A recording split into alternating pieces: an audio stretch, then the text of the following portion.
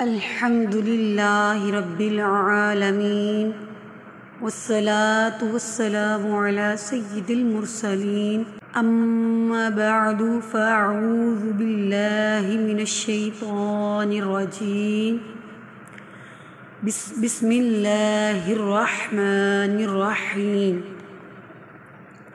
فرمان مصطفیٰ صلی اللہ تعالی علیہ وسلم، نیت المؤمن خیر من عملہ، یعنی مسلمان کی نیت اس کے عمل سے بہتر ہے۔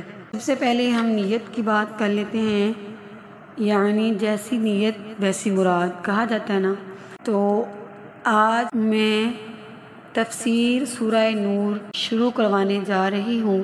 سورہ نور کی اہمیت کے پیش نظر اس کا ترجمہ تفسیر کروانے کی کوشش کر، اور اس میں انشاءاللہ ہم اچھی نیتوں کے ساتھ داخل ہوں گے۔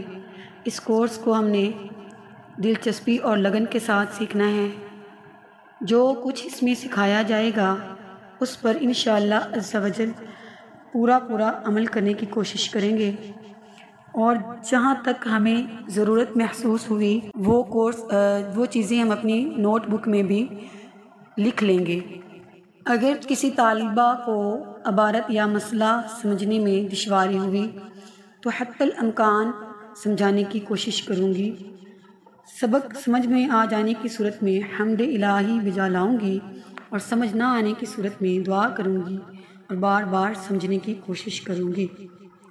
سبق سمجھ نہ آنے کی صورت میں اپنی اساتذہ پر بدگمانی سے کرنے کی بجائے اپنا قصور تصور کریں کہ آیا ہم دل جمی سے پڑھ رہی ہیں یا نہیں۔ آج کی پہلی کلاس میں ہم سورہ نور کا تعارف پڑھیں گے، تاکہ آئندہ اسباق میں آپ کو واضح ہو جائے کہ ہم نے اس صورت میں پڑھنا کیا ہے۔ اگر آپ لوگ نوٹس بنا لیتی ہیں تو آپ کے لیے اچھا ہوگا، کیونکہ کلاس کے آخر میں ہم آپ سے ایک پیپر بھی لیں گے انشاءاللہ، اور اسی پیپر کے بنیاد پہ آپ کی نمبرنگ ہوگی اور آپ کو سرٹیفکیٹ دیا جائے گا۔ سورہ نور کا تعارف۔ مقامی نزول۔ سورہ نور مدینہ منورہ میں نازل ہوئی۔ رکوع اور آیات کی تعداد۔ اس میں 9 رکوع اور 64 آیتیں ہیں۔ نور نام رکھنے کی وجہ۔ اس سورت کی آیت نمبر 35 اور 40 میں بکثرت لفظ نور کا ذکر کیا گیا ہے۔ اس مناسبت سے اسے سورہ نور کہتے ہیں۔ سورہ نور کے بارے میں احادیث مبارکہ۔ حضرت مجاہد رضی اللہ تعالی عنہ فرماتے ہیں، نبی کریم صلی اللہ تعالی علیہ وآلہ وسلم نے ارشاد فرمایا، تم اپنے مردوں کو سورہ مائدہ سکھاؤ اور اپنی عورتوں کو سورہ نور کی تعلیم دو۔ اسی طرح ایک اور حدیث مبارکہ کا مفہوم ہے۔ حضرت ابو وائل رضی اللہ تعالی عنہ فرماتے ہیں، میں نے اور میرے ایک ساتھی نے حج کیا، اور حضرت عبداللہ بن عباس رضی اللہ تعالی عنہما بھی حج کر رہے تھے۔ ایک جگہ حضرت عبداللہ بن عباس رضی اللہ تعالی عنہما سورہ نور پڑھنے لگے اور اس کی تفسیر بیان کرنا شروع ہوئے، تو میرے ساتھی نے کہا، اے اللہ عز و جل، تو ہر نقص و عیب سے پاک ہے، یہ شخص کتنا بہترین کلام کر رہا ہے۔ اگر اس کلام کو ترکی لوگ سن لیں تو وہ ایمان لے آئیں۔ آگے ہم سورہ نور کے مضامین بیان کریں گے کہ اس سورہ میں ہم نے کیا پڑھنی ہے۔ اس سورہ کا مرکزی مضمون یہ ہے کہ اس میں پردہ، شرم و حیا، عفت و عصمت کے احکام بیان کیے گئے ہیں۔ اس سورت کی ابتدا میں زنا کرنے والوں مردوں اور عورتوں کی شرعی سزا بیان کی گئی ہے۔